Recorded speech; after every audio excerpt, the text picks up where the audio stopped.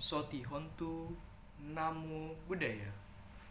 Kembali lagi bersama saya, mahasiswa dari program studi Kepenyuluhan Buddha Andri Budianto. Nah, di sini saya akan membahas mengenai atau memberikan sharing dhamma mengenai cara menghormati atau eh, bagaimana kita menghormati seorang guru atau pembimbing kita yang didasari atau berpondasikan dari atau didasari oleh Sigala Wada Sutta. Nah, sebelum saya membahas lebih jauh, saya di sini akan sharing mengenai pengalaman saya sendiri mengenai rasa hormat seorang murid kepada seorang guru. Nah, di zaman saya ketika SD, SMP, SMA itu berubah-ubah. Jadi karena di zaman saya itu terjadi yang namanya perubahan kurikulum dari KTSP 2006 menjadi K13.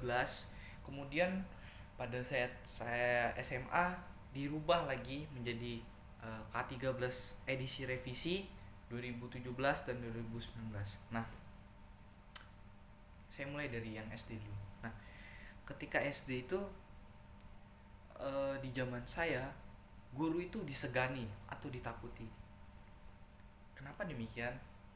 Karena di zaman saya seorang guru masih diperbolehkan untuk menggunakan alat seperti penggaris ataupun sapu untuk memberikan hukuman lah, ibaratnya seperti itu. Nah, zaman saya SD ketika saya ribut atau saya kukunya panjang atau saya bertengkar dengan teman saya akan dipukul menggunakan penggaris. Nah, guru tersebut, ya di sini saya akan menyebutkan namanya karena saya menganggap bahwa guru ini berjasa bagi saya. Mengapa demikian? Karena jika pada saat itu guru ini tidak melakukan misalnya kayak memukul saya menggunakan penggaris dalam batas wajar, tanda kutip dalam batas wajar, tidak berlebihan, maka saya tidak akan menjadi seperti sekarang ini yang bernama guru tersebut, yaitu Bu Nurlela. Nah, Bu Nurlela ini tegas dalam arti bahwa ketika ada anak yang dianggap melakukan kesalahan, dia akan menghukumnya menggunakan pukulan penggaris ataupun biasanya mengetek tangan mereka. Nah, kemudian pada saat saya SMP berubah lagi karena pada saat saya dari SD ke SMP terjadi yang namanya perubahan kurikulum dan juga ada aturan bahwa seorang guru tidak boleh melakukan kekerasan kepada muridnya. Nah, dari saya SMP itu terjadi perubahan lebih ke arah tidak boleh menggunakan kontak fisik dalam memberikan hukuman. Jadi pada saat saya SMP lebih mengarah ke teguran, kemudian lebih ke arah tindakan seperti membersihkan lobi, membersihkan sampah di sekitar lingkungan sekolah, kemudian hormat bendera juga pernah. Nah, pada saat SMA berubah lagi, tetapi tidak secara signifikan, hanya sedikit ya, lebih ke arah karena kurikulumnya diubah dari K13 menjadi revisi 2017, jadi ada perubahan sedikit dalam cara mendidik seorang murid. Nah, karena perubahan-perubahan ini saya merasakan bahwa anak zaman sekarang itu ya kurang bisa memberikan rasa hormatnya kepada seorang guru. Walaupun bagi mereka di zaman anak sekarang itu udah memberikan udah sopan, udah hormat kepada seorang guru. Tetapi di zaman saya ketika saya berteriak keras, tidak mengangkat tangan pada saat ingin memberikan pendapat atau langsung memotong pembicaraan, itu kan langsung dihukum gitu.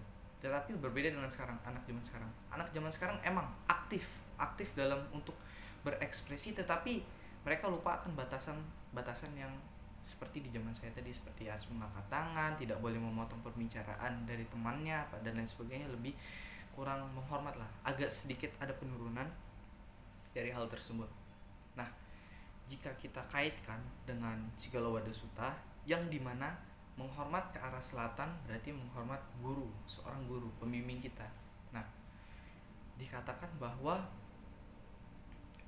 sebelum Sigala ini bertemu dengan Sang Buddha, ia bingung, mengapa sih dia harus menghormat 6 arah ini, apa sih manfaatnya. Nah, ketika ia bertemu Sang Buddha, ia tahu bahwa oh ternyata menghormat ke arah utara itu orang tua, selatan itu guru, atas itu pertapa suci, bawah itu karyawan dan lain sebagainya. Nah, dari hal tersebut ya mungkin di zaman sekarang ya karena zaman modernisasi juga sih, jadi mengakibatkan penurunan dalam sikap anak-anak zaman sekarang. Tetapi ya sebagai seorang guru ya kita harus tetap ada memiliki batasan-batasan yang seperti saya bilang tadi, bahwa ketika berbicara tidak boleh memotong pembicaraan temannya. Kemudian pada saat ingin memberikan pendapat harus mengangkat tangan, dan kemudian ketika keluar kelas ingin izin buang air kecil itu harus izin, jangan langsung menyelonong karena dianggap gurunya mengerti bahwa dia sedang buang air kecil, jadi dia langsung menyelonong. Itu tidak dibenarkan sebenarnya ya, karena di era digital sekarang juga ya serba apa-apa anak-anak handphone, game, dan YouTube juga. Nah, itu menyebabkan penurunan kualitas akhlak atau sikap dari anak-anak zaman sekarang. Nah, semoga uh, anak-anak di zaman sekarang bisa lebih baik lagi ya, walaupun mungkin akhlaknya kurang tetapi dipertahankan gitu. Jadi jangan menurun, semakin tahun jangan semakin menurun, tetapi yang sekarang dipertahankan saja. Kenapa demikian? Karena kita mengalami yang namanya perubahan, anicca, segala sesuatu itu selalu berubah. Jadi nanti di zaman saya mungkin anak-anak saya nanti bahwa nanti ada mobil terbang dan sebagainya, itu kan akan menyebabkan lebih anak-anak lebih cuek mungkin ya, karena sekarang lebih pada saat nanti akan lebih ke arah digital semua, jadi kurangnya komunikasi dan lain sebagainya. Ya semoga saja yang baik sekarang dapat dipertahankan, yang buruk segera dibuang atau tidak dibenarkan. Mungkin itu saja yang dapat saya sampaikan, kurang lebihnya mohon maaf. Sotyantu Namo Buddhaya.